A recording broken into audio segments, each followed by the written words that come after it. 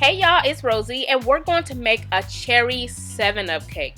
Oh my goodness, this is so bomb. You're going to need this recipe for now, later, whenever you're going to love it. So let's start off by zesting up a lemon and a lime. These are both medium size. Don't skip out on zesting because it's going to add a lot of flavor. Now in this bowl I have some salted butter. It's at room temperature. Make sure you're using butter, not margarine, okay? Just use butter, okay? Don't do the margarine. Let's add in some granulated sugar. As you see, it is a lot of sugar because we're making a cake, darling. You need the sugar. So now let's start adding in our eggs. FYI, all of my ingredients are at room temperature. Just want you to know that. And I'm adding 1 egg at a time. Make sure you scrape the edges of your bowl because you want to use all the ingredients. Don't leave anything around the edges. And now we can start tossing in the lemon zest and the lime zest. Now once that's in the bowl, let's mix everything until it's well combined. And you know what? I'm going to grab some cherries. These are the little jarred cherries. And I'm going to mince them up until they're nice and fine, just like this. Then I'm going to toss them into the bowl.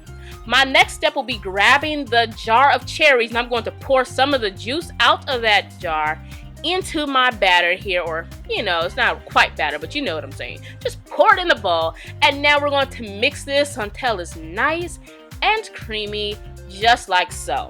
So now we can start adding some of the flour in. I'm only going to add a little bit at a time, like 1/4 cup, and now I'm going to start mixing. Now don't forget, if you like this recipe, be sure to give it a thumbs up. I would really appreciate that. Make sure you do so.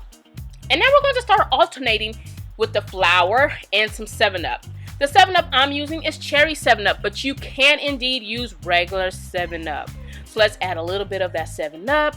Let's add some more flour. FYI, this is all-purpose flour. I'm not using cake flour for this recipe. And once everything is in there and mixed, we're going to place it into our cake pan. I'm going to bake this on 325 for about an hour and a half, maybe a little less, maybe a little more, depending on your oven. And once done, I'm going to let the cake cool.